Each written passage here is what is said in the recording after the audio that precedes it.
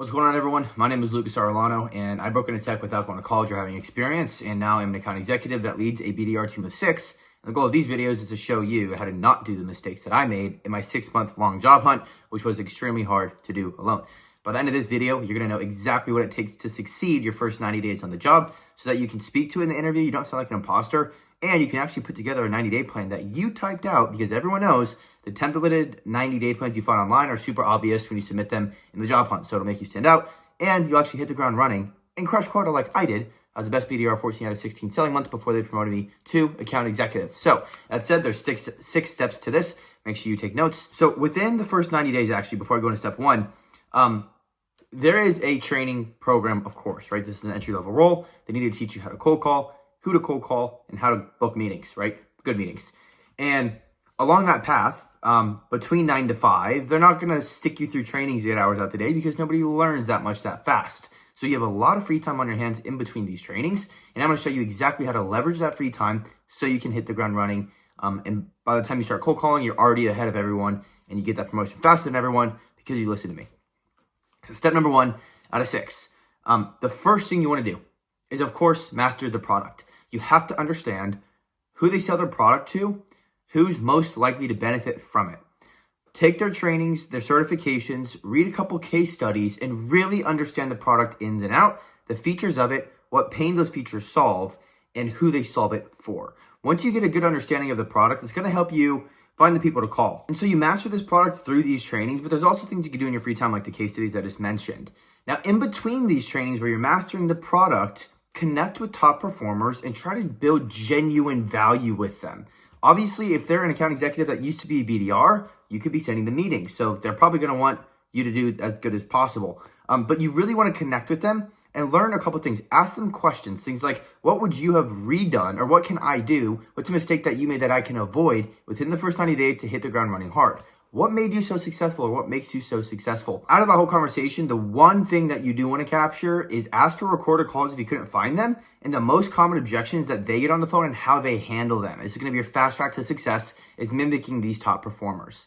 Step 2 out of 6, you want to study the people you're selling to. So after we master the product and we connect with top performers, keep connecting with top performers throughout this whole process. But now we're on number 2. You're going to master the people you sell to. The reason this is so important, when you cold call somebody, a CEO has different priorities from a CFO. And if you give the same pitch, then it's not going to resonate as well, and you probably won't book as many meetings. So you really want to understand, who do we cold call into? Who buys our products? Who are the champions and the decision makers? What do they care about? What pain points does our product solve? And what's the result that they tend to see? You want to be able to speak their language, the jargon they use in their job, maybe a specific technology they use. You want to fully understand it. Don't be afraid to ask AI for help here. Once you understand the buyer personas you'll call into, now you need to understand the companies that they work at. And the reason it's so important to follow these steps as soon as possible is because we need to get you building a list before you actually start calling, so you can call as many people, twice the amount of everyone else, so you can get rejected more, learn more, get more wins faster. So after you understand the people you sell to, now the companies they work for. Step number 3, it's called an ICP, Ideal Customer Profile, or Ideal Customer Persona. I'm pretty sure it's profile. I might be getting that wrong though, but it's ICP. And in the ICP, you want to be as specific as humanly possible. So some jobs are going to assign you a vertical or territory, saying you're going to work in healthcare, doesn't matter what state, or a territory, you're going to work in California, doesn't matter what industry, or a vertical and a territory, healthcare in California. Some companies, they don't give you a segment. And if they don't, you really need to drill this down. If they do, you can still get a little specific. But what you want to do is either ask managers or top performers, or run Salesforce reporting yourself, or have your manager help you create a report on what type of companies do we close the most, have the most contracts with, and get the most money through. The reason this is important to understand is because every meeting you set up with somebody, you want to maximize the chances of it turning into revenue, because as a BDR, your job is to set up meetings, but at the end of the year, you do have a revenue target that the CEO would like to see on the BDR. It's a return on investment. So every meeting you want to set up, you want to make sure that is maxed out. The chances are maxed out of it closing and turning into money. So when you're defining these companies, you want to be as specific as possible. I'm talking like, instead of saying companies from 100 to 1,000 employees we can actually help. No. You want to find the companies that are most likely to buy your product within that 100 to, or that 0 to 1,000 employee count. Maybe it's companies with 25 to 50 employees that are t-shirt manufacturers in San Francisco that are buying new machines and they're currently opening up a new facility, right? Be as specific as possible on traits of the company. So company type, are they private, public, nonprofit, government, location, if it's relevant, industry. And when I say industry, manufacturing, for example, is a very broad industry. So is life sciences. You want to go in as specific as possible into the subverticals under the manufacturing industry. So there's robotics manufacturing, there's plastics manufacturing, there's product manufacturing. There's a bunch of different types of manufacturing. Get as specific as possible. I don't know where I'm going to do it. Maybe it'll be in front of my face, but I'll give you a screenshot of what an ICP looks like so you have a good idea of it. Pro tip, if you're on your job hunt, it's actually a good idea to understand this going into the interviews because it will show that you understand their day-to-day and who they sell it to, and that you're going to crush it because you already get it and you don't need training on this stuff. So I actually have a community in the link below, and I have a bunch of strategies like this to show the interviewer that you have what it takes to do the job, and you're showing them that by doing the job to get the job if you follow the link in the community below. Audivice has landed a job in 23 days by following that community or following the guide in that community. There's like 560 other people in there, and I highly recommend that I see you there. So let me make sure I'm covering everything. So step 1, master the product, and then like connect with top performers on the way. Step 2, master the buyer persona. Step 3, master the ICP. And step 4, before you start scraping a list with the ICP and buyers personas that you've looked into, ask your manager or top performer, or both is even better, to verify that it's true. I didn't do this, and I screwed up so bad because I spent all my free time prospecting and creating a list because I knew I was going to cold call twice as much as everyone else on the team. And the list I built was garbage. This caused me, the first 2 weeks of selling, I believe, to literally make 2 times the amount of dials as everyone else. I was doing 100 to 120 a day. Everyone else like 50, 60.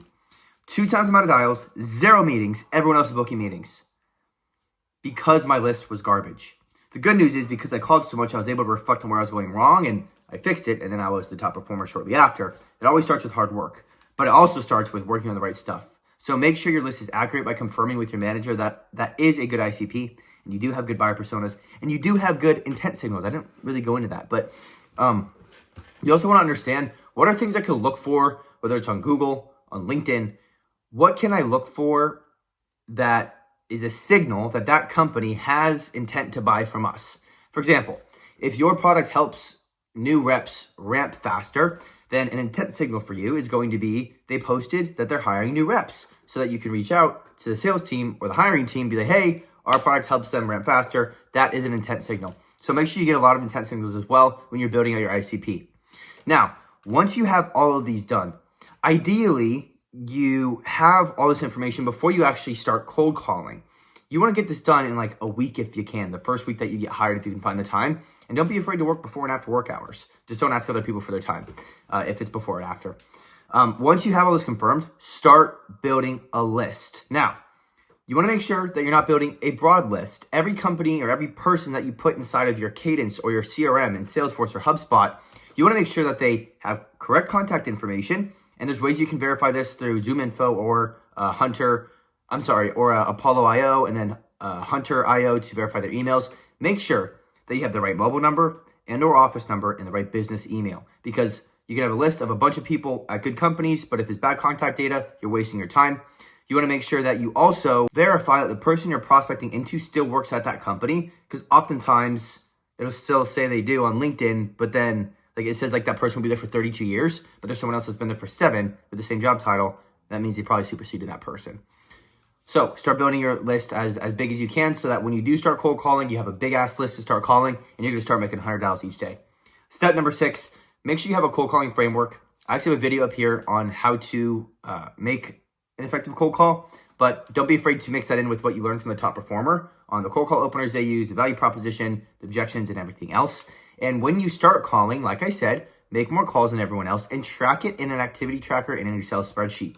In that spreadsheet, track exactly how many people pick up the phone. Start with how many people you actually called, how many people picked up, how many people hung up on you, how many conversations you had, and how many meetings you booked. With that information, you can reverse these numbers into ratios.